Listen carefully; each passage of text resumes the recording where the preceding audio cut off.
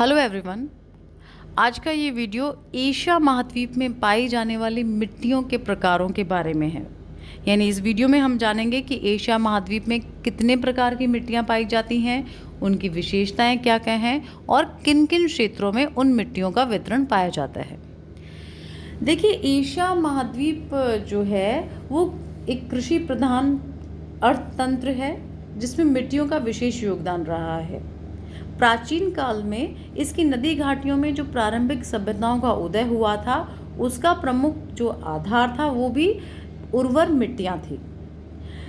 मिट्टी का जो निर्माण है, मिट्टी के निर्माण में जलवायु यानी किसी भी क्षेत्र की जलवायु, उसके धरातलीय स्वरूप यानी उच्चावच, शैल संरचना और प्राकृतिक वनस्पति का विशेष योगदान रहता है। यानी मिट्टी के निर्माण में जो है कोई प्रभावित करने वाले जो कारक हैं वो ये जलवायु, धरातलीय संरचना, शैल संरचना, प्राकृतिक वनस्पति हैं। और मिट्टी की जो गुणवत्ता है वो भी इन्हीं कारकों पर निर्भर है।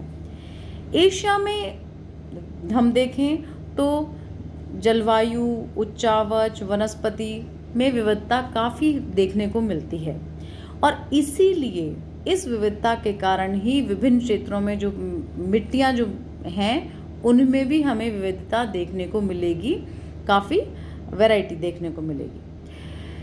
मिट्टियों को हम बेसिकली 3 प्रमुख वर्गों में रखते हैं। पहला कटिबंधीय या जोनल मिट्टियाँ, दूसरा अंतः कटिबंधीय और तीसरा पार्श्विक मिट्टियाँ जिसे हम अजोनल का मिट्टियाँ भी कहते हैं। कटिबंधीय को हम जोनल सॉइल कहते हैं, अंतः कटिबंधीय को हम इंट्राजोनल सॉइल कहते हैं और पार्श्विक मिट्टियों को हम अजोनल सॉइल्स कहते हैं। अब हम जान लेते हैं पहले कि 3 जो वर्ग हैं मिट्टियों के वो क्या हैं और इन वर्गों के अंतर्गत कौन कौन सी मिट्टियाँ सम्मिलित हैं जो एशिया महाद्वीप में पाई जाती हैं। देखिए, कटिबंधीय मिट्टियाँ या जोनल सॉइल्स जो है ये मिट्टियाँ जलवायु के कटिबंधों के अनुसार पाई जाती हैं। यानी इन मिट्टियों में का जो रचना है वो जलवायु और साथ ही साथ वनस्पति, ये 2 कारक हैं जो कि कटिबंधीय मिट्टियों का निर्माण करते हैं। ये कटिबंधीय मिट्टियाँ पूर्णतः विकसित होती हैं और खनिज व जैव पदार्थ की उपस्थिति के आधार पर इन्हें 2 वर्गों में विभाजित किया जाता है। हम देखते हैं वर्ग कौन कौन से हैं। पहला है पेडल्फर और दूसरा है पेडोकल। देखिए, पेडल्फर मिट्टियाँ जो हैं उनमें एल्यूमिनियम और लोहे की मात्रा अधिक पाई जाती है। ये पेडल्फर मिट्टियाँ मुख्यतः वन प्रदेशों और लंबी घास वाले क्षेत्रों में पाई जाती हैं। इनके 4 प्रमुख उपवर्ग हैं, वो हैं पोर्टज़ोल, पोर्टज़ोली, लेटराइट और पोर्टज़ोली लेटोज़ोली मिट्टियाँ।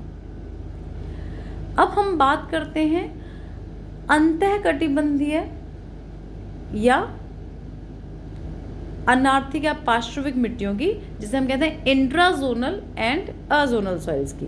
देखिए, ये अंतः कटिबंधीय या पार्श्विक जो मिट्टियाँ होती हैं ये मिट्टियाँ नदी, पवनों, हिमनद आदि के अपर्दन के साधनों द्वारा पदार्थ के स्थानांतरण या निक्षेपण से उत्पन्न हुई है। यानी इन मिट्टियों का जो निर्माण है ये नदियों, पवनों का जो अपरदित पदार्थ है उसका स्थानांतरण और एक जगह जमाव से उत्पन्न हुई है। अतः इनका जो पूर्ण विकास नहीं हो पाया है इन मिट्टियों का, इनमें विभिन्न संस्तर विकसित नहीं हो पाए हैं। ये सामान्यतः उर्वर होती हैं। इनमें लावा के अपक्ष से निर्मित मिट्टियों को भी सम्मिलित किया जाता है। ये जो मिट्टियाँ हैं इन्हें 4 वर्गों में या कैटेगरीज में रखा गया है। 4 प्रकार की मिट्टियाँ होती हैं इनके अंतर्गत आने वाली, वो हैं जलोढ़ मिट्टियाँ, वायुद्या या लोएस मिट्टियाँ, हिमाड या व रेगड़ मिट्टियाँ। ये मिट्टियाँ कौन सी होती हैं? अंतः कटिबंधीय, इंट्राजोनल और अजोनल सॉइल्स होती हैं। अब ये जो मिट्टियाँ हैं जोनल, अजोनल, इंट्राजोनल मिट्टियाँ, इनके अंतर्गत, इन वर्गों के अंतर्गत जो एशिया में मिट्टियाँ पाई जाती हैं वो इस प्रकार है। पहला है जलोढ़ मिट्टी या एल्यूवियल सॉइल। देखिए, जलोढ़ मिट्टी जो है ये नदियों द्वारा विस्तृत नवीन मिट्टी है। इस मिट्टी का जमाव मॉनसून एशिया के डेल्टाई प्रदेशों में प्रमुखतः हुआ है, यानी मॉनसून एशिया के जो डेल्टाई क्षेत्र हैं वहाँ ये जलोढ़ मिट्टी हमें पाई जाती है। इसके क्षेत्रों में निचले गंगा का प्रदेश, उत्तरी चीन का तटीय प्रदेश, इरावदी एवं मेकोंग नदियों का डेल्टाई भाग, दजला फरात का मैदान, सुमात्रा का पूर्वी तटीय क्षेत्र और सिंधु नदी का डेल्टाई भाग आता है। ये काफ़ी फर्टाइल सॉइल्स होती हैं और प्रति वर्ष बाढ़ के द्वारा नई मिट्टियां लाकर जमा कर दी जाती है। दूसरी जो प्रकार की मिट्टियां एशिया में पाई जाती हैं वो हैं पर्वतीय घाटी मृदा समूह, यानी माउंटेन वैली सॉइल कॉम्प्लेक्स। ये जो माउंटेन वैली सॉइल कॉम्प्लेक्स है ये बहुत जटिलता लिए हुए है, ये जो मिट्टियाँ बहुत जटिलता लिए हुए हैं। इनका जो विस्तार है वो हिमालय, पूर्वी तिब्बत, आंतरिक बोर्नियो, सुमात्रा, जावा में है। इन क्षेत्रों में तीव्र ढाल तथा घाटी के पर्वतीय क्षेत्र में परिवर्तन से मृदा की प्रकृति जो है नेचर जो है वो अत्यंत कम जटिल है। इसी कारण इस प्रदेश की मृदा को किसी एक श्रेणी में नहीं रखा जा सकता। इस मृदा में ह्यूमस की मात्रा और वनस्पति आवरण के कारण अधिक होती है। जो मात्रा है ह्यूमस की वो कारण अधिक होते हैं। तो यानी पर्वतीय जो घाटी मृदा समूह है ये बेसिकली जितने भी माउंटेन एरियाज हैं, हिमालय, तिब्बत, बोर्नियो, सुमात्रा, जावा, वहाँ पाई जाती है। और इनकी जो विशेषता ये है कि यहाँ पर वनस्पति का आवरण अधिक है क्षेत्र में, तो ह्यूमस की मात्रा भी इन पर्वतीय घाटी मृदा में पाई जाती है। तीसरा मृदा का प्रकार जो है वो है लेटराइट मृदा। देखिए एशिया में लेटराइट मृदा का सर्वाधिक विस्तार है। ये बात ध्यान देने लायक है कि एशिया में जो लेटराइट सॉइल है वो बहुत ज़्यादा विस्तृत है। इस मृदा की उत्पत्ति रासायनिक प्रक्रिया का परिणाम होती है। इसके निर्माण प्रक्रिया में उच्च तापमान और वर्षा का मेन योगदान है। इस कारण क्या होता है, उच्च तापमान और अधिक वर्षा होने के कारण जो मृदा में सिलिका की परतें हैं वो विखंडित हो जाती हैं और वो आंतरिक जल से स्थानांतरित हो जाती है, यानी जो अपर लेयर है वो इस सिलिका और उसकी वो बह जाती है। मृदा की ऊपरी परत में लौहांश एवं चिकनी मिट्टी रह जाती है जिसका रंग लाल या भूरा होता है। इस मृदा का जितना अधिक लेटराइटीकरण होगा उतनी ही एक कम उपजाऊ होगी। अंत में यह लाल मृदा के रूप में होती है और उसमें उपजाऊपन बहुत कम होता है। एशिया में लेटराइट मृदा का विस्तार दक्षिणी एवं पूर्वी Bharat, Myanmar, Thailand, Indochine, Malaya, दक्षिणी चीन और फिलीपींस में है। तो लेटराइट सॉइल्स बेसिकली क्या होती हैं? लेटराइट सॉइल्स में जो एल्यूमिनियम और सिलिका दोनों होता है और उच्च तापमान और जो अधिक वर्षा के कारण जो सॉइल्स हैं वो बह के दूसरी जगह ट्रांसफ़र हो जाती हैं और लास्ट में आयरन जो है, लोहा जो है वो रह जाता है, जिसके कारण इनका रंग लाल या गहरा भूरा होता है।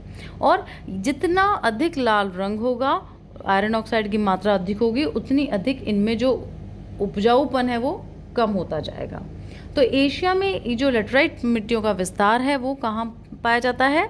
दक्षिणी एवं पूर्वी Bharat, Myanmar, Thailand, Indochine, Malaya, दक्षिणी चीन और फिलीपींस में। अब चौथा जो मृदा का प्रकार है एशिया में पाया जाता है वो है मरुस्थलीय मृदा या डेजर्ट सॉइल। देखिए डेजर्ट सॉइल जो है, मरुस्थलीय मृदा जो है वो पश्चिमी एशिया में थार के मरुस्थल, पाकिस्तान, मंगोलिया और गोबी के मरुस्थल में पाई जाती है। यानी जितने भी डेजर्ट हैं एशिया में, हॉट डेजर्ट, वहाँ पे ये इन मिट्टियों का विस्तार मिलता है। ये जो डेजर्टिक सॉइल है ये बालुई और हल्के भूरे रंग की होती है जिसमें नमक की प्रधानता होती है। यहाँ इन मिट्टियों में क्योंकि डेजर्टिक एरियाज में वेजिटेशन या वनस्पति कम होती है, इसलिए इन मिट्टियों में वनस्पति का जो अंश है वो भी नहीं होता और इसी कारण यहाँ ह्यूमस जो है वो नहीं पाई जाती इन मिट्टियों में। वर्षा के अभाव में ये जो मिट्टियाँ हैं ये बिल्कुल सूखे रेत की तरह हो जाती हैं, तो फर्टिलिटी जो है, उपजाऊपन जो है इन मिट्टियों में काफ़ी कम होता है। पांचवा है चेस्टनट भूरी मृदा, चेस्टनट ब्राउन सॉइल। देखिए एशिया में मरुस्थलीय एवं आर्द्र प्रदेशों के मध्य के क्षेत्रों में चेस्टनट भूरी मृदा का विस्तार होता है। किन क्षेत्रों में? मरुस्थलीय व आर्द्र प्रदेशों का जो एरिया है वहाँ पे। इस चेस्टनट और भूरी मृदा के जो प्रधान क्षेत्र हैं एशिया में, वो हैं साइबेरिया के स्टेप मैदान, पश्चिमी एशिया, उत्तरी भारत और उत्तर पश्चिमी चीन। ये क्षेत्र मरुस्थलीय मृदा के सीमावर्ती भागों में हैं। इनका विकास प्राथमिक रूप से सघन घास एवं झाड़ियों के आवरण में हुआ है। इनमें वनस्पति का अंश और कैल्शियम पर्याप्त मात्रा में मिलता है, और अगर जल अच्छी मात्रा में उपलब्ध हो इन चेस्टनट भूरी मृदा वाले क्षेत्रों में, तो कृषि भी अच्छी यहाँ पर होती है। तो चेस्टनट ब्राउन सॉइल एशिया में कहाँ मिलती है? आर्द्र प्रदेशों और मरुस्थलीय क्षेत्रों के मध्य। और विशेष रूप से कौन कौन से क्षेत्र चेस्टनट ब्राउन सॉइल के एरियाज हैं एशिया में? साइबेरिया के स्टेपी मैदान, पश्चिमी एशिया, उत्तरी भारत और उत्तर पश्चिमी चीन, यहाँ पर हमें चेस्टनट ब्राउन सॉइल मिलती है। अगली जो सॉइल है एशिया में वो पाई जाने वाली, वो है चिरनोजम या काली मिट्टी। इसको हम ब्लैक सॉइल भी कहते हैं, चिरनोजम सॉइल को। देखिए, एशिया में चिरनोजम या काली मृदा का विस्तार जो है वो दक्षिण भारत के मध्य तथा उत्तर पश्चिमी क्षेत्र में है। एशियाई रूस में ये पाई जाती है कुछ क्षेत्रों में, और फिर मंचूरिया के दक्षिण पश्चिमी भाग में भी इस चिरनोजम सॉइल का मिट्टी का विस्तार है। इसे जो है हम काली मिट्टी भी कहते हैं। और दक्षिण भारत में इस चिरनोजम या ब्लैक सॉइल को रेगड़ मिट्टी या कपास मिट्टी भी कहा जाता है। इस मिट्टी का जो विकास है वो प्राचीन एवं ज्वालामुखी शैलों द्वारा हुआ है। इस में जो मिट्टी का जो कणों की जो साइज़ है वो काफ़ी बारीक होती है और ये चिकनी मिट्टी होती है। यहाँ पर कपास की खेती अच्छी होती है। दूसरे जो कॉमर्शियल क्रॉप्स हैं, व्यापारिक जो फसलें हैं, वो भी अधिक होती है। ये मिट्टी चूना इसमें पर्याप्त मात्रा में मिलता है, मतलब कहा जाए तो ये फर्टाइल सॉइल होती है। तो चिरनोजम ब्लैक सॉइल की मिट्टियों का विस्तार कहाँ हुआ? एशियाई रूस या एशियाटिक रूस, भारत का मध्य व उत्तर पश्चिमी क्षेत्र, दक्षिणी भारत का कुछ क्षेत्र और मंचूरिया के दक्षिण पश्चिमी भाग में है। नेक्स्ट जो मृदा है वो पोडजोल मृदा या पोडजोलिक सॉइल है। देखिए, साइबेरिया के कोणधारी वन क्षेत्र, उत्तरी चीन के उच्च भागों में, कोरिया और उत्तरी जापान में ये मृदा पाई जाती है, पोडजोली मृदा। ये ब्राउन कलर की होती है, भूरे रंग की होती है। तो पोडजोलिक, एक बार वापस रिवाइज कर लेते हैं। पोडजोलिक सॉइल कहाँ ब्राउन सॉइल होती है? ये साइबेरिया के कोणधारी वन क्षेत्र में, उत्तरी चीन के उच्च क्षेत्रों में, कोरिया और उत्तरी जापान में मिलती है। ये स्पॉटसॉइल जो सॉइल है उसमें लोहा, चूना, पोटाश और खनिज पदार्थ की प्रधानता होती है, यानी काफ़ी फर्टिलिटी सॉइल में हमें मिलती है। इसमें वनस्पति अंश भी पर्याप्त मात्रा में होता है, इसलिए गेहूं व दूसरी फसलों के लिए काफ़ी उपयुक्त मृदा है। क्लियर। नेक्स्ट जो सॉइल प्रकार एशिया में पाया जाता है उसे हम कहते हैं येलो सॉइल। देखिए, येलो सॉइल जो है, पीली मिट्टी जिसे हम कहते हैं, ये लॉयस मिट्टी भी कहते हैं इसको। ये एशिया के पूर्वी चीन, दक्षिणी कोरिया और दक्षिणी जापान की मिट्टी है। इसमें लोहांश की मात्रा अधिक पाई जाती है, लेकिन पोटाश और जो वनस्पति अंश है वो काफ़ी कम मिलते हैं, इसलिए ये मिट्टी जो है वो ज़्यादा उपजाऊ नहीं होती। अगली जो मिट्टी है एशिया में वो है टुंड्रा सॉइल्स। देखिए, एशिया महाद्वीप के उत्तरी भाग यानी जो टुंड्रा क्षेत्र है, वहाँ जो बर्फ़ से कवर्ड जो क्षेत्र है वहाँ टुंड्रा प्रकार की मृदा मिलती है। इसका विस्तार पूर्व में बेरिंग सागर से पश्चिम में यूराल पर्वत तक है, यानी ऊपर नॉर्थ में, ईस्ट में बेरिंग सी से लेकर यूराल माउंटेन्स तक ये टुंड्रा प्रकार की मिट्टियाँ पाई जाती हैं।